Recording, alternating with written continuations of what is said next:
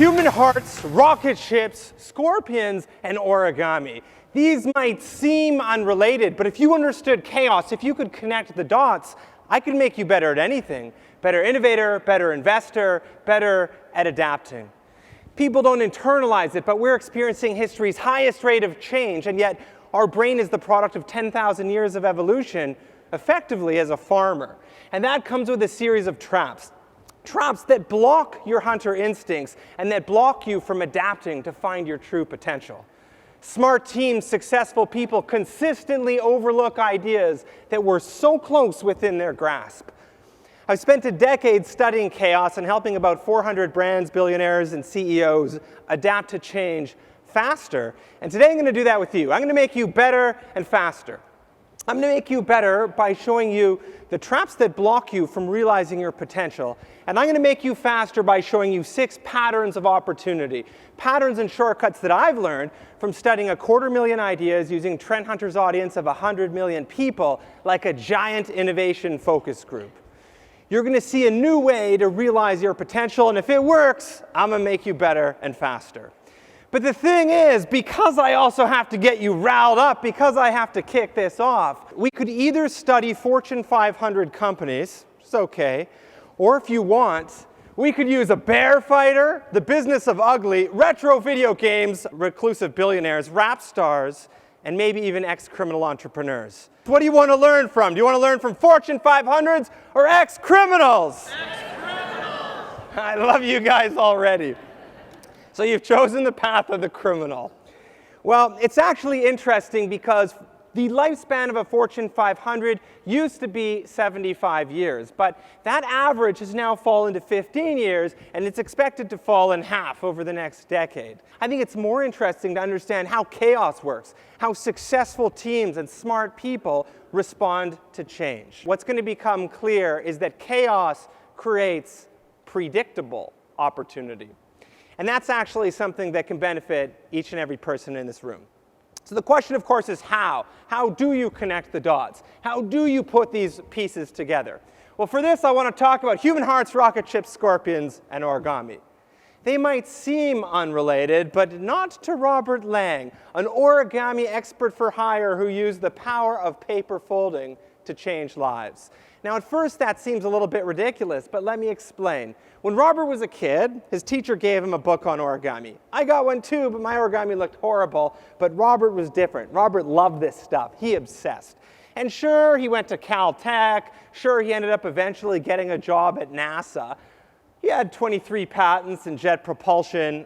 All right, but, you know, at night, what he got excited about was the Japanese underworld of competitive origami.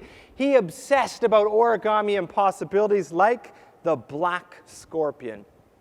And I know what you're thinking. Traditional paper folding wisdom tells us we can't fold that scorpion with a single piece of paper. But Robert obsessed about it. He couldn't help but think that patterns, opportunities, clues are all around us. And in innovation, your idea is usually closer than you think, but it's something you're overlooking. So he started breaking that little scorpion down, and he built a little program that would actually let him see the shapes and just start to find patterns a little faster. Pretty soon he realized he could fold just about anything. So he continued on his exploration until he created what was known as the secret weapon. He could fold anything with a piece of paper. The world of competitive origami would be forever changed. The average number of folds in competition went from 30 to well over 100, which leads you to that fateful day where you pick up the phone and you say, "Mom, yeah, you know that job at NASA thing? I've decided to quit to fold paper full time." As much as that would scare many of you in the room, when Robert was interviewed by a newspaper, he said, "There are plenty of people doing lasers, but the things I could do in origami." And at first that seems far-fetched, but when NASA needed to figure out how to fold a satellite to get it inside the shuttle, they needed Robert Lang's origami. When a heart stent manufacturer needed to figure out how to squeeze that little stent into a heart valve, they needed Robert Lang's origami. And of course, the reason you have 13 airbags in your luxury vehicle is because he's figured out how to fold those to make them happen. And perhaps most astonishingly, when bioengineers actually stack the human genome, they use Robert Lang's origami. When I interviewed Robert, what he had to say to me was that almost all innovation happens by making connections between fields that other people didn't realize. In times of change, unfortunately, most people will miss out. And that's not what we want to try and think about. We want to be motivated. But in order to actually make change happen, you need to realize that we are hindered by a series of traps from evolution. We're in this crazy, fast period of change, but our brain hasn't adapted or had to adapt at that very same speed. Once you find your field of opportunity, your occupation, your job, your team, your process, your big marketing strategy, once you find that field that puts food on your table, you're pre-wired to repeat and optimize all of the decisions that led to last year's harvest. For example, Kodak invented the digital camera in 1975. BlackBerry popularized the smartphone, but of course they protected their business market so much they overlooked consumer. Blockbuster Video was one of the most successful retailers ever. They had 3 chances to buy Netflix, but they didn't. Smith Corona, they invented laptop word processors, grammar checkers, spell checkers. They invented a lot of the word processing we use today. They spent 1 year selling computers, but then they decided to focus on their B2B customers, their multinational corporations, their governments, their banks. They retreated back from selling computers. They decided to be the best typewriter company in the world, and they still are today. In each of these examples, the company, the people, the successful people working there found something they were good at, they started harvesting it, and that caused them to miss out on their true potential. We repeat whatever led to last year's harvest. We farm. To break out of this, there's 3 things you need to do. You need to awaken your inner hunter, you need to hunt, and you need to capture opportunity. Now, Dietrich was a guy who loved having fun. He loved having fun so much it took him a whole decade to finish university.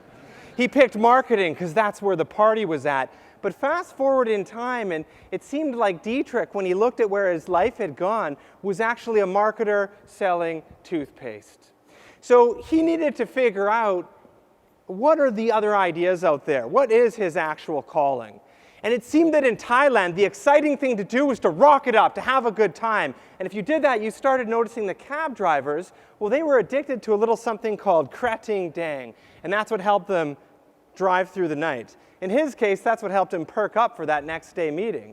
So he decided to bottle that up, to sell it, to make this a product. So he quit his job, he took all his savings, and he and a buddy, well, they had a focus group. And they started figuring out the potential of this product. And at the focus group, they learned it tastes awful. It's horrible. Why would you quit your job for this? This tastes really bad. This is a bad idea. Run away from it. But they already started. So what do you do when your product's, well, something that tastes awful?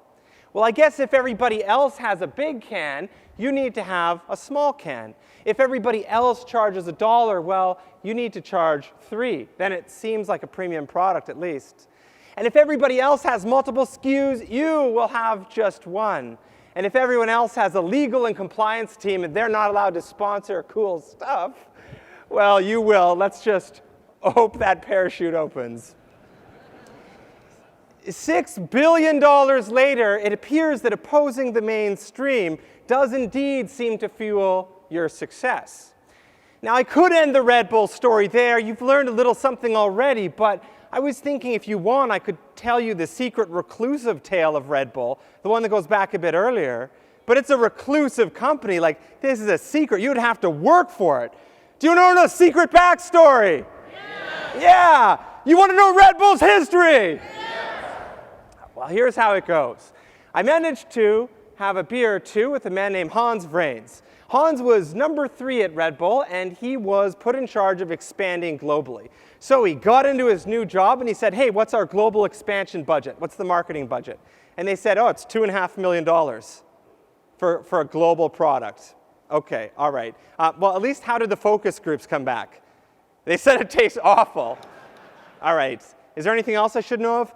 Yeah, there's one more thing. There's this little PR nightmare maybe you can help us with. It's that people around the world, there's a rumor going on that Red Bull comes from a bull testicle. So we need you to try and stop that, okay? Or do we? So Red Bull decided the actual plan was, you know what, let's put up a website, an unmoderated forum where people can share ideas. Legal disclosure, we're not looking at it. Pretty soon, everybody assumed that Red Bull was actually from a bull testicle. And each time they'd expand to a new country, they would go to the local version of the FDA and say, oh, by the way, it's actually like half a cup of coffee. It's not from a bull testicle. They'd be allowed in, but there'd be a media uproar, and pretty soon they'd have another successful launch. That was working well until one day there was a drunk driving accident, and the people who had had a lot of drinks also had some Red Bull vodka. So Red Bull was pulled into the courts, and they had to have a defense. So they came up with a perfect defense. They said, okay, we will pull our product from the shelves as long as we agree to pull everything else people mix their 100 vodkas with. So if you could just tell Coca-Cola, then we'll follow suit, and we'll be good. Okay, well, we can't do that. While we're figuring this out, would you agree to put a warning label on the can? Yes! We'd agree to a warning label? That's fantastic! What a great idea! Wait, what should the warning label say? Not for teenagers! Yes! We'll do pretty much at anything. What else? Not for pregnant women. Tangible proof it works. I like how you're thinking. Anything else while we're at it? Yeah, please put on the label, don't mix with vodka! Yeah, the recipe's on the can!